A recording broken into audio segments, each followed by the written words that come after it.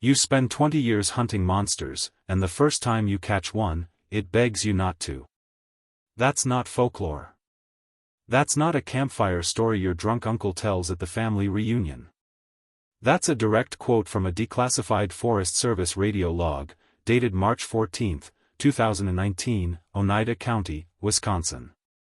The recording was buried in a water-damaged evidence box marked, "Inactive Claims, Do Not Process."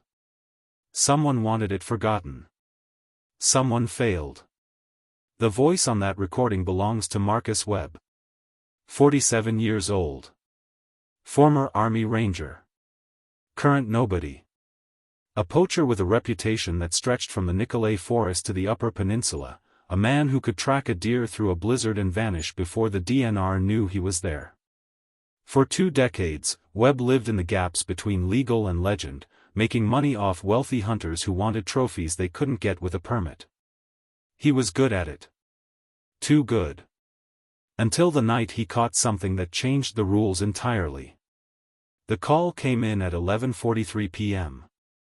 The dispatcher on duty was Linda Crouchick, a 30-year veteran who'd heard everything from bear attacks to drunk teenagers stuck in trees. But she'd never heard this. Static crackles. Heavy breathing. Then Webb's voice, rough and low, "This is an emergency. I need fish and wildlife. I need them now." Linda asks for his location. Webb hesitates. You can hear wind in the background, branches scraping metal. He gives coordinates deep in the Chequamegon Nicolet, near an abandoned iron mine called Split Rock Hollow. A place that hasn't appeared on public maps since 1962. Linda asks what the emergency is. There's a long pause. Then Webb says, "I trapped something. I don't know what it is. But it's hurt. And it's looking at me like it knows what I'm thinking." Another pause. Linda asks if it's a bear. Webb laughs, but it's not a happy sound. He says, "If this is a bear, then I'm the Pope." Then the line cuts. By midnight, 3 DNR trucks, 2 sheriff's deputies, and a Forest Service supervisor named Paul Hendricks were en route to Split Rock Hollow. By 12:30, they found Webb's truck, a rusted Dodge Ram with a broken taillight and a cooler full of expired Busch Light. But Webb himself was gone. So was whatever he'd trapped. What they did find was a snapped logging chain, thick enough to tow a semi. Fresh gouges in the frozen earth. Blood, dark and viscous, pooling in the snow. And a single set of tracks leading into the trees, tracks that shouldn't exist. Tracks that looked like something between a reptile and a wolf, each print the size of a dinner plate, clawed deep into the permafrost. And in the cab of Webb's truck, under the passenger seat, they found a leather journal. Waterlogged. Blood-stained. Filled with sketches, coordinates, and notes written in frantic handwriting. The last entry, dated that same night, read, "It's real. God help me, it's real. And it's not alone." That journal was never entered into evidence. The case was closed in 48 hours, listed as a probable animal attack with no recovered body. The sheriff told the local paper that Webb likely fell through ice or got mauled by a wolf pack. The official report is 3 pages long and says almost nothing. But I have the journal. I have the recordings. I have testimony from people who were told to stay quiet. And I have 16 months of research that points to one impossible conclusion: Marcus Webb didn't die that night. He disappeared. And the thing he trapped, the creature that looked at him with understanding in its eyes, was a Hodag. Not the carnival mascot. Not the grinning logo on a Rhinelander bar sign. The real thing. The one people stopped talking about after the cameras showed up. The one the Ojibwe called Mishibijiu's cousin, the watcher at the edge of the ancient places. The one that, according to reports buried in Forest Service archives, has been sighted 73 times since 1893, always in the same stretch of forest, always near the old mines. And according to everything I've found, it wasn't the monster. It was the guard. Marcus Webb was born in Tomahawk, Wisconsin, in 1971, the second son of a paper mill worker and a schoolteacher. He grew up in a town where hunting wasn't a hobby, it was survival. His father taught him to track before he taught him to read. By the time Marcus was 12, he could field dress a buck in under 10 minutes and tell you what a deer ate 3 days ago just by looking at its droppings. He joined the Army at 18, spent 6 years as a ranger, did 2 tours in places the government still won't name. When he came back, he didn't talk about what he saw. He just went into the woods and stayed there. He worked as a hunting guide for a while, legal work, taking out-of-state lawyers on ethical kills they could brag about at the country club. But legal work doesn't pay much, and Marcus had demons that needed expensive medication. Alcohol, mostly. So he started bending the rules. Hunting out of season. Trespassing on federal land. Setting traps in protected zones. Within 5 years, he'd been arrested 3 times and lost his guiding license. Within 10, his name was mud in every sporting goods store from Wausau to Ashland. But here's the thing about Marcus Webb, he was exceptional. Hunters from Chicago, Minneapolis, even Texas would pay him 5 figures under the table to bag an illegal trophy. He knew the Northwoods better than the people who were supposed to protect it. He could read a forest the way a priest reads the Bible. And he had one rule: never take a mother. Never take something endangered. He wasn't cruel. He was desperate. By 2019, that desperation had metastasized. His ex-wife had moved to Green Bay with their daughter. His trailer outside of Rhinelander was 3 months from foreclosure. His truck needed a new transmission he couldn't afford. And his reputation, the one thing he had left, was circling the drain. That's when he heard about the offer. In late January, a man named Raymond Keller walked into the Broken Antler, a dive bar in Mercer where poachers and loggers drank in mutual silence. Keller was from out of state, wore a coat that cost more than Marcus's truck, and bought a round for everyone without asking names. When he sat down next to Marcus, he didn't waste time. "I hear you can find things nobody else can." Marcus didn't look up from his beer. "Depends on what you're looking for." Keller slid a photo across the bar. It was blurry, taken at night with a trail camera. It showed something massive, low to the ground, eyes reflecting green in the flash. Too big for a wolf. Too wrong for a bear. "I want this," Keller said. "Alive if possible. Dead if necessary. I'll pay $250,000. Marcus looked at the photo for a long time. Then he looked at Keller. "What is it?" Keller smiled. "Does it matter?" Marcus finished his beer. He should have said no. He should have walked out. But he didn't. He took the photo. He took Keller's number. And 3 weeks later, he was in the woods with a GPS unit, a hunting rifle, and a logging chain rated for 3 tons. He'd spent his whole life tracking animals. Now he was tracking a legend. And legends, as it turns out, track back. In Wisconsin, everything's either a drinking story or a warning. Sometimes both. The Hodag started as a hoax. Everyone knows that. 1893, a timber cruiser named Eugene Shepard claimed he'd captured a beast near Rhinelander, a creature with the head of a frog, the face of an elephant, thick short legs set off by huge claws, the back of a dinosaur, and a long tail with spears at the end. He took photos. He charged admission. Eventually, reporters found out the creature was a wooden frame covered in ox hides, and Shepard admitted it was a joke. But here's what nobody talks about: Shepard didn't invent the Hodag. He commercialized it. The Ojibwe had stories about a creature called the Mishabeshu centuries before Shepard was born. French trappers in the 1700s wrote about something in the northern forests, something that screamed like a woman and left tracks like a demon. Loggers in the 1860s reported finding entire campsites destroyed, men vanished, equipment twisted like paper. Shepard just gave it a name. And then he made it safe. Turned it into a joke. A mascot. A way to sell postcards. The real thing never stopped existing.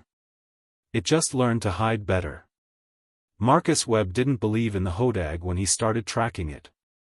He believed in money. But he believed in signs, too, and the signs in Split Rock Hollow were wrong from the start. He entered the forest on March 10, 2019, carrying 4 days of supplies, a rifle, a tranquilizer kit he'd bought off a retired zoo handler, and the kind of confidence that comes from 20 years of never being wrong. The coordinates Keller gave him led to the northwestern edge of the Chequamegon-Nicolet, an area so remote that even hunters avoided it. The land was broken, full of sinkholes and old mine shafts, the trees stunted and twisted from soil contaminated by a century of iron extraction. The first thing Marcus noticed was the silence. No birds. No squirrels. No wind. Just the crunch of his boots on frozen ground and the hum of his own breathing. He'd been in quiet forests before, but this was different. This was the kind of silence that meant something big had moved through recently, something that made every living thing shut up and hide. The second thing he noticed were the trees. Every 100 yards or so, he'd find a pine or a birch with its trunk twisted in a perfect spiral, the bark stripped away in clean lines, the wood underneath smooth as if sanded. It wasn't storm damage. It wasn't disease. It looked intentional. Deliberate. Like something had grabbed the tree and wrung it out like a wet towel. On the second day, he found the gouges. They were carved into a flat section of granite near an old logging road, deep parallel grooves that ran for 6 feet, each one as wide as his thumb. Marcus crouched down, ran his fingers along the stone. The gouges were fresh. Whatever made them had claws that could cut rock. If this is a bear, he thought, it's been hitting the gym. That night, he made camp near a frozen creek, built a small fire, ate beef jerky and instant coffee. He didn't sleep well. He kept hearing things.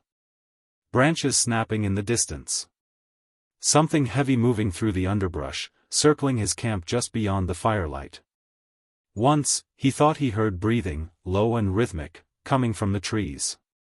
He loaded his rifle and waited. Nothing came. The third day, he found the tracks. They were in a clearing half a mile from an abandoned mine entrance, pressed into a patch of snow that had stayed frozen in the shadow of a rock face. 4 prints, each one the size of a dinner plate, 5-toed, clawed, spaced in a pattern that suggested something that walked on 4 legs but could rear up on 2. The tracks led toward the mine, then stopped. Not faded. Not covered by snow. Just stopped, like whatever made them had simply ceased to exist mid-stride. Marcus stood there for a long time, staring at those tracks. He'd tracked everything. Deer, bear, wolves, cougars that weren't supposed to be in Wisconsin. He'd even tracked men, back in the service. He knew prints. He knew gaits. He knew how weight distributed, how claws dug in, how trails told stories. These prints told a story he didn't have words for. He set his first trap that afternoon. If you want to find the truth about something the government doesn't want you to know, you don't file a Freedom of Information request. You go to the archives. You go to the old ranger stations with basements full of rotting file boxes. You go to the county clerks who've been working the same desk since Nixon. You buy them coffee. You let them talk. And eventually, if you're patient, they'll show you the files that never got digitized. That's how I found the DNR reports. Between 1976 and 2012, the Wisconsin Department of Natural Resources received 41 reports of unusual animal sightings in the Chequamegon-Nicolet National Forest. Most were dismissed as hoaxes or misidentifications. But 9 of them, all from the Split Rock Hollow area, were flagged as requires field investigation. 7 of those investigations were never completed. 2 were completed but listed as classified.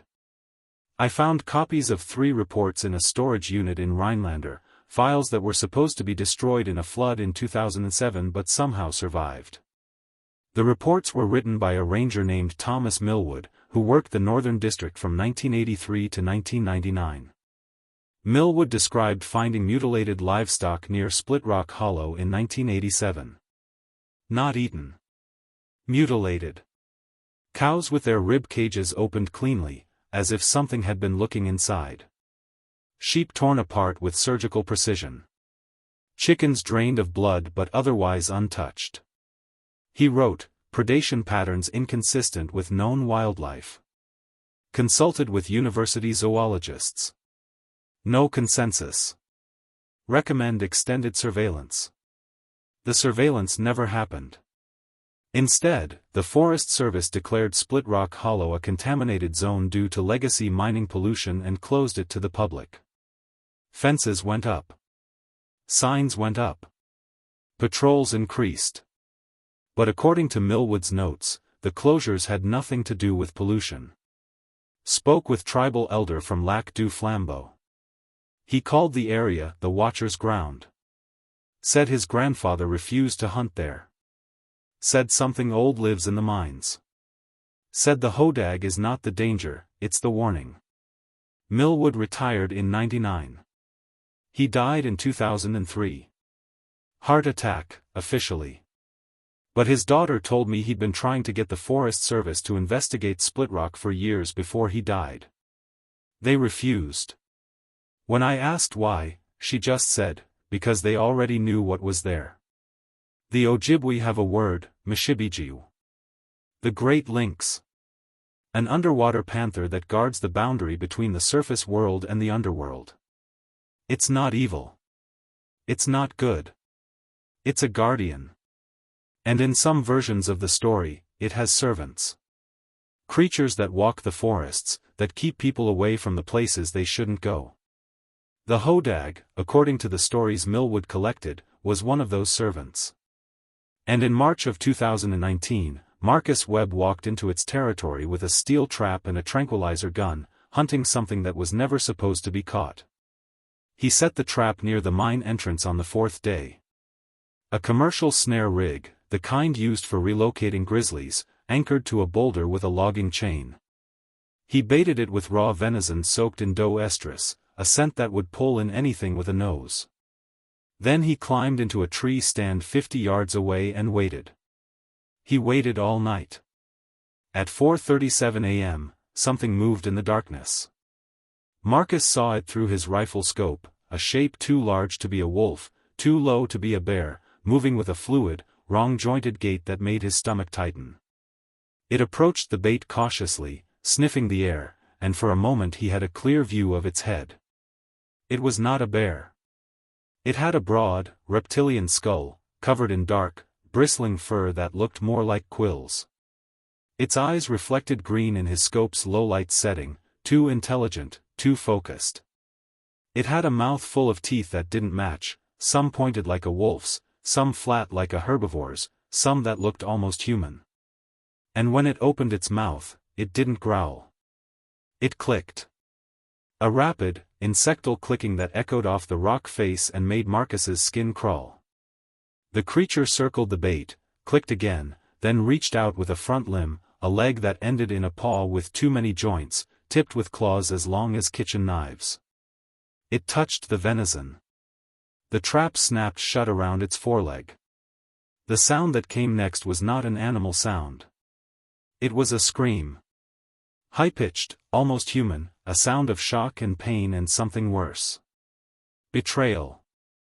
The creature thrashed, pulling against the chain, and Marcus saw the full shape of it for the first time.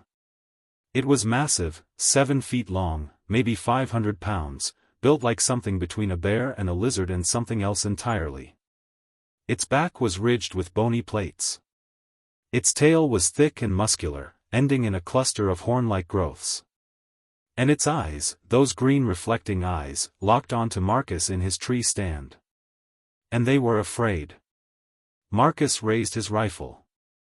His finger touched the trigger. And then the creature did something that stopped him cold. It spoke. Not words. Not language. But a sound that formed in his head like a thought that wasn't his. A feeling. A plea. Please. Marcus's hand started shaking. He lowered the rifle. The creature watched him, panting, blood running down its trapped leg, and made the sound again. Please. And then, from somewhere deep in the mine behind it, something else screamed back. There are places in the Northwoods where the earth is hollow. Not metaphorically. Literally. Centuries of iron mining, of blasting and tunneling and extracting, left gaps in the bedrock like cavities in a rotten tooth. Most of the mines were sealed after the industry collapsed, filled with concrete or fenced off with warnings about unstable ground and toxic runoff. But some were never sealed. Some were just forgotten. And some, according to documents I found in a Milwaukee Historical Society, were deliberately left open. In 1961, the United States Geological Survey conducted a seismic study of the Split Rock Hollow area. The official reason was to assess mineral deposits for future extraction. But the study found something else. A network of natural caves beneath the mine system, passages that extended for miles, some dropping deeper than any equipment could measure. The report recommended further exploration. Instead, the Forest Service declared the area off-limits and ended all surveys. A handwritten note in the margin of the report read, "Sounds detected at 200 meters. Origin unknown. Do not proceed." Sounds. Marcus Webb heard them now. The scream from the mine was deep and guttural, a sound that vibrated in his chest like a bass note played through a speaker the size of a building. It didn't sound like an animal. It sounded like something industrial. Like machinery grinding. Like metal scraping stone. The Hodag went silent. It stopped pulling against the trap. It crouched low, its whole body tense, and stared at the mine entrance with something Marcus recognized instantly. Terror. He climbed down from the tree stand. Every instinct told him to run. But he didn't. He walked toward the creature, rifle ready, his heart hammering so hard he could feel it in his ears. The Hodag watched him approach.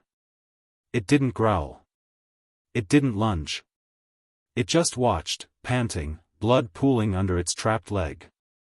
Up close, Marcus could see details the scope hadn't shown. Scars. Old ones, thick and raised, crossing its back and sides in patterns that looked deliberate. Not from fights. From something else. Claw marks. Something had tried to drag this creature into the ground. Marcus knelt beside the trap. The Hodag flinched but didn't move. He could see its leg was badly injured, the steel jaws had crushed the bone, blood soaking into the snow. If he left it like this, it would die. If he freed it, it might kill him. Another scream echoed from the mine. Closer this time. The Hodag made that sound again, that almost thought, and this time Marcus heard it clearly. Run. He looked at the mine entrance. It was a black hole in the rock face, no gate, no fence, just a tunnel descending into darkness. And from that darkness, something was moving. He could hear it. Heavy footsteps. Slow and deliberate. The sound of something large dragging itself up from below. Marcus pulled a crowbar from his pack and wedged it into the trap's release mechanism. The Hodag whimpered. He pulled harder. The jaws opened. The creature yanked its leg free and collapsed, panting, its eyes still locked on the mine. And then something emerged. It came out slowly, one limb at a time, pulling itself into the moonlight like a spider climbing out of a drain. It was pale. Blindingly pale, almost luminescent, its skin slick and wet like something that had never seen the sun. It had too many legs. Maybe 8. Maybe more. They bent in too many directions, jointed wrong, tipped with claws that clicked against the stone. Its head was the worst part. Flat. Eyeless. Just a mouth, a vertical slit that opened wide enough to show rows of teeth like broken glass. It screamed again, and the sound was so loud that Marcus felt his ears pop. The Hodag struggled to its feet. It turned to face the thing from the mine, and Marcus realized what he was seeing. This was not a hunt. This was a war. A war that had been going on for longer than he could imagine. And the Hodag, injured and exhausted, was the only thing standing between that pale horror and the surface world. It lunged. The two creatures collided in a mass of claws and teeth and screaming. The Hodag fought like something cornered, desperate, sinking its teeth into the pale thing's limbs, tearing, ripping, refusing to let go even as the other creature wrapped around it like a snake. Blood sprayed across the snow, black and red, steaming in the cold air. Marcus raised his rifle. He didn't know what to shoot. He didn't know what was happening. He just knew that if the Hodag lost, that thing from the mine would keep coming. He fired. The bullet hit the pale creature in what might have been its torso. It shrieked and recoiled, and the Hodag seized the moment. It bit down on the creature's neck, or what passed for a neck, and with a sound like tearing fabric, ripped something vital free. The pale thing spasmed. It thrashed. And then it stopped moving. The Hodag released its grip and collapsed. It was breathing hard, bleeding from a dozen wounds, its injured leg dragging uselessly. It looked at Marcus. And in its eyes, he saw exhaustion. Relief. And then, from deep in the mine, something else screamed. And another. And another. The Hodag's eyes widened. It tried to stand and couldn't. It looked at Marcus, and this time the thought was clear. Go. Now. Seal it. Marcus didn't argue. He grabbed his pack, ran to his truck, and drove 6 miles to the nearest ranger station. He made the call. He told them everything. And by the time they arrived, the mine entrance had collapsed. The Hodag was gone. The pale creature's body was gone. All that remained were bloodstains in the snow and a broken logging chain. The official report says Marcus Webb died of exposure. It says he was found 3 miles from his truck, hypothermic, delirious, ranting about monsters and caves. It says he was transported to a hospital in Rhinelander, treated for frostbite and exhaustion, and released 2 days later. It says he left the state shortly after and hasn't been seen since. None of that is true. Marcus Webb didn't die. He didn't leave. He went back. I know this because I found his second journal. Not the one they found in his truck. The one he kept after that night, hidden in a safety deposit box in Tomahawk under a fake name. His ex-wife gave me the key after I explained what I was researching. She said Marcus sent it to her 3 months after he vanished, with a note that read, "If anything happens to me, give this to someone who'll listen." The journal is 40 pages long. Half of it is sketches. Diagrams of the mine system. Maps of tunnel networks. Drawings of creatures, dozens of them, all pale and wrong and eyeless. And notes. Page after page of notes. They're not animals. They're old. Older than the mines. Older than the forests. The Ojibwe were right. Something lives down there. Something that should never come up. The Hodag isn't hunting. It's guarding. It's been guarding for generations. How many of them are there? How long have they been doing this? I sealed the main entrance. Took me 4 days and 8 tons of rubble. But there are other ways in. I've found 3 more. How many are there total? Saw the Hodag again tonight. It's healing. Faster than it should. It watched me from the tree line, then disappeared. I think it knows what I'm doing. I think it's helping. Keller called. Said I owe him $250,000 or a body. Told him the deal's off. He said he'd send someone else. I can't let that happen. The last entry is dated June 2, 2019. I've sealed 11 entrances. There's one left. The deepest one. I can hear them down there. Scratching. Waiting. If I seal it, they'll find another way out eventually. If I don't, someone else will find it first. I know what I have to do. If you're reading this, I didn't make it. But maybe it was enough. Guess I spent my life hunting the wrong monster.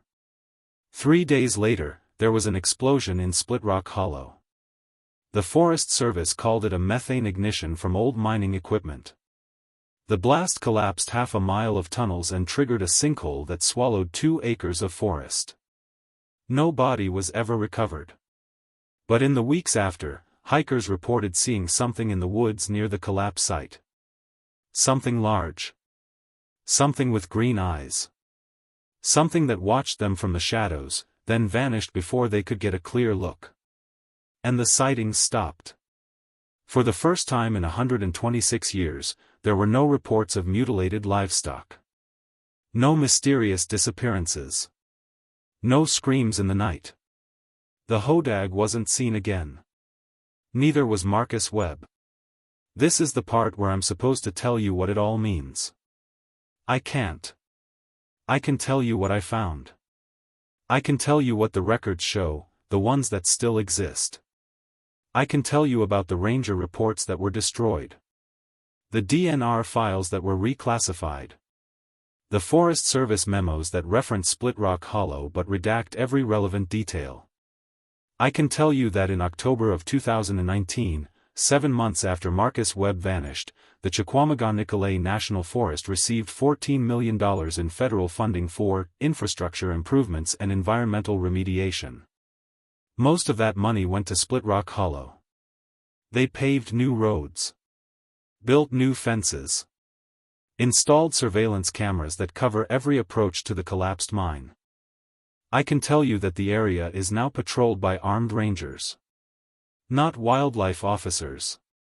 Rangers. With guns. I can tell you that when I tried to visit the site, I was turned back at a checkpoint 5 miles out. The ranger who stopped me was polite but firm. He said the area was closed due to ongoing contamination assessment. When I asked how long it had been closed, he said, "As long as it needs to be." I can tell you that Raymond Keller, the man who hired Marcus Webb, disappeared 3 weeks after Marcus did. His body was found in a motel room in Wausau. Officially, it was a heart attack. But the medical examiner's report, which I obtained through a contact who'll remain nameless, noted unusual lacerations on the torso and limbs, inconsistent with known pathology. I can tell you that Eugene Shepard, the man who invented the Hodag in 1893, wrote a letter to his brother in 1922. The letter was never published. It was found in an estate sale in 2015. In it, Shepard wrote, "I made it a joke because I was afraid. I saw it once, Henry. The real one. It was nothing like the pictures. It was watching me. And I knew if I told people the truth, they'd go looking for it. And something worse would find them first." I can tell you that the Ojibwe elders I spoke with, the ones who were willing to talk, all said the same thing. The Hodag is not a monster. It's a boundary keeper. And boundaries exist for a reason. I can tell you that in Marcus Webb's safety deposit box, along with his journal, there was a single photograph. It's blurry, taken at night with a cheap camera. It shows a creature standing at the edge of a forest clearing. It's massive. It's scarred. And it's looking directly at the camera. On the back of the photo, in Marcus's handwriting, are 4 words, "Thank you for trying." I don't know if Marcus Webb is alive. I don't know if the Hodag is still out there, still guarding whatever sleeps beneath Split Rock Hollow. I don't know if the things in the caves are sealed away forever, or if they're just waiting. What I do know is this: we spend so much time afraid of the monsters in the dark that we forget some of them are the only reason we're still here. And when you trap one, when you hurt it, when you drag it into the light and ask it to justify its existence, you might find that the real horror isn't what it is. It's what happens when it's gone. Marcus Webb spent 20 years hunting monsters. In the end, he became something rarer. A man who understood that some hunts aren't meant to end in a kill. Some hunts are meant to end in protection. In sacrifice. In choosing to be the thing that stands between the world and what the world can't handle. I've told you everything I know. I've given you the evidence. The recordings. The journals. The maps. I could tell you it's all a story. That none of it happened. That Marcus Webb was just a disturbed man who got lost in the woods and died of exposure, and everything else is just coincidence and paranoia and the human need to find patterns where none exist. I could tell you that. But late at night, when I'm editing this footage, when I'm alone in my apartment and the only sound is the hum of my computer, I sometimes hear something. A clicking. Rapid and insectal. Just for a second. Just long enough to make me freeze. And I remember something Marcus wrote in his journal, a line I haven't mentioned until now. A line I can't explain. It spoke to me again last night. Not words. Feelings. It said the seal won't hold forever. It said when they come again, there won't be enough of us left to stop them. It said we need to remember. We need to know what's down there. It said, tell them. So I'm telling you. Split Rock Hollow is closed. The mines are sealed. The creatures underneath are contained. For now. But the Hodag is gone. The Guardian is gone. And when the next person goes into those woods with a trap and a gun and the arrogance to think they can catch a legend, there won't be anything left to stop what comes after. Marcus Webb knew that. He gave everything to make sure we had time. The question is, what are we going to do with it? This footage will be uploaded tonight. By the time you see it, I'll have sent copies to every wildlife organization, every news outlet, every conspiracy forum and government watchdog I can find. Someone will try to take it down. They always do.